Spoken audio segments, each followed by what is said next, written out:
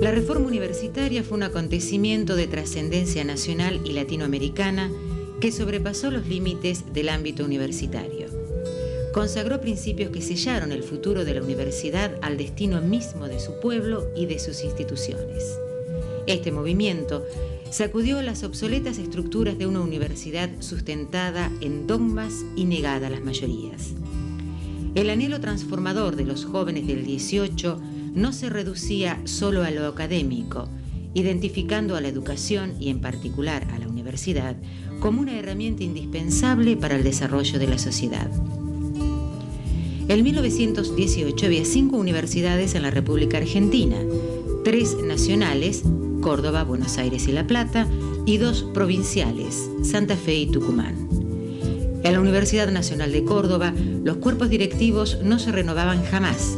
Sus miembros eran vitalicios y ni siquiera el cuerpo docente tenía representación en su conducción.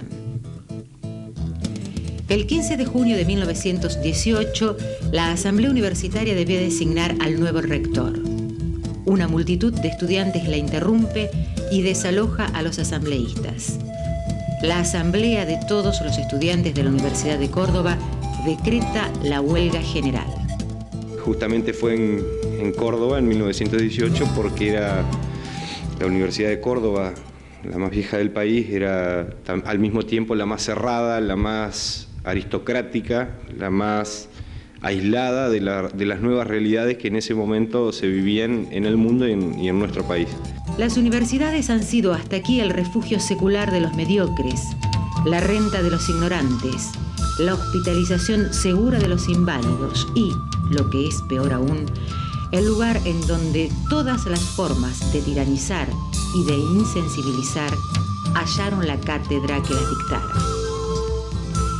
El manifiesto liminar, redactado por Deodoro Roca, expresa el sentimiento de los jóvenes universitarios, conteniendo a su vez los caracteres fundamentales que acompañarán al movimiento reformista. El hecho de que por primera vez en la historia de la humanidad alguien planteara que el centro de la educación debían ser los estudiantes desde el punto de vista de su participación en el diseño de ese mismo sistema educativo, no es poco. Duele mucho que sea tan poco conocido y sobre todo teniendo en cuenta que surgió en nuestro país, en Argentina y en el interior de nuestro país. Que reaccionó esa juventud con 3 banderas básicamente muy claras que tienen, pienso yo, absoluta vigencia hasta hoy, como son la participación de los estudiantes en el gobierno de la universidad, que es esta revolución copernicana en la concepción de la educación superior que decíamos al comienzo, la unidad de los pueblos latinoamericanos y la modernización, la transformación y la modernización de los planes de estudio que estaban absolutamente enajenados de la realidad argentina de aquel momento. Los principios de la reforma del 18 están vigentes de manera absoluta en su totalidad, como están vigentes principios mucho más viejos, con los principios surgidos en la Revolución Francesa, de libertad, de igualdad, de fraternidad, o los mismos principios que dieron origen a nuestra Revolución de Mayo. Creo que están absolutamente vigentes los principios. Y creo que no es casualidad que cada tanto cuando avanzan los sectores conservadores sobre el poder,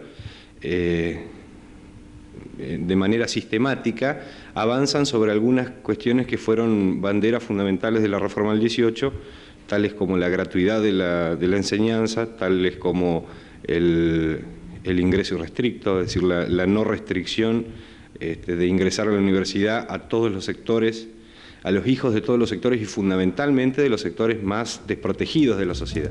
A través del manifiesto, los estudiantes impugnaban con crudeza a docentes y autoridades, pero anclaban en la sociedad los problemas y sus soluciones. La reforma, en lo inmediato, señala Gabriel del Mazo, es una protesta por el estado de atraso espiritual, docente y científico, y por su gobierno oligárquico. Pero la misma solo podrá comprenderse como parte de una transformación más profunda, más amplia.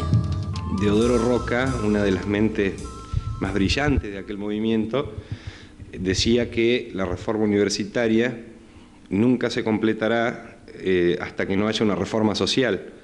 Y un poco esto tiene que ver con esto que decíamos de la universidad como isla.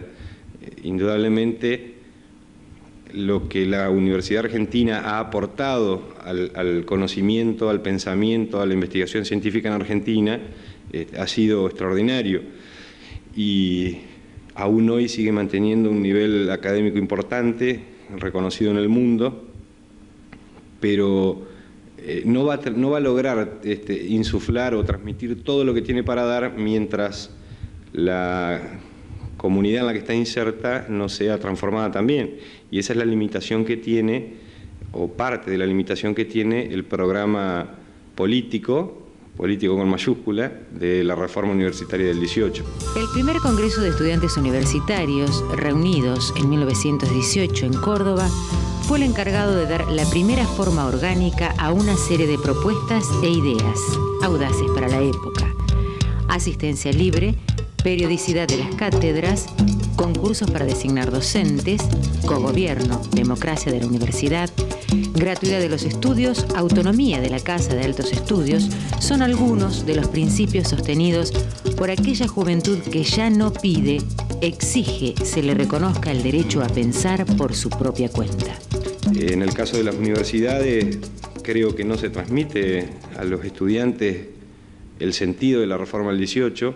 Creo que el estudiante común probablemente ignora que forma parte del gobierno de la universidad, no sabe que tiene representantes que deben defenderlo, que no deben limitarse a cosas que son importantes, como son los apuntes, las becas, la discusión por las pequeñas cosas de todos los días, sino que tiene representantes que están ahí para discutir planes de estudio, para discutir cómo investiga la universidad, para discutir cómo se financia la universidad, para discutir qué modelo de país queremos, para discutir todo lo que tiene que ver con el futuro de este país, que indiscutiblemente los reformistas del 18 lo imaginaban distinto y que son, creo yo, los jóvenes los que tienen la posibilidad de hacerlo distinto. Por eso digo que los principios de la reforma del 18 están absolutamente vigentes y que en todo caso lo que hace falta es que los que sienten el fuego de la reforma dentro de su corazón difundan ese ideario y discutan de qué forma se lleva adelante, porque podemos ser razonables o mesurados en las formas, en las medidas que tomamos para llegar a un ideal. Lo que no podemos dejar de ser es audaces en los ideales. Más allá de todo lo que significa como efemérides, yo creo que si no se rescata el significado profundo de lo que significó ese movimiento, no hay salida. Es decir, el objetivo no es una universidad reformada, sino que el objetivo es una universidad reformista. Es decir, que permanentemente esté en trance de transformación, de progreso, de crecimiento, y donde, por ejemplo, los distintos sectores que conforman la comunidad universitaria ejerzan efectivamente un cogobierno. Y en ese sentido, los reformistas del 18 tenían muy claro que para eso, por ejemplo, el cogobierno tenía que ser igualitario, todos los sectores tenían que estar representados igualitariamente, y todos los sectores, no algunos. Aún hoy, la universidad no ha logrado culminar la tarea emprendida por aquellos jóvenes idealistas de la Córdoba de principios del siglo XX. Recoger sus ideas, repensar el papel de la educación universitaria y el país, aceptar el desafío de llenarla de vida es tarea del presente. Tomando las palabras del Manifiesto Liminar, podríamos decir que contamos para el país con una vergüenza menos y una libertad más. Los dolores que nos quedan son las libertades que nos faltan.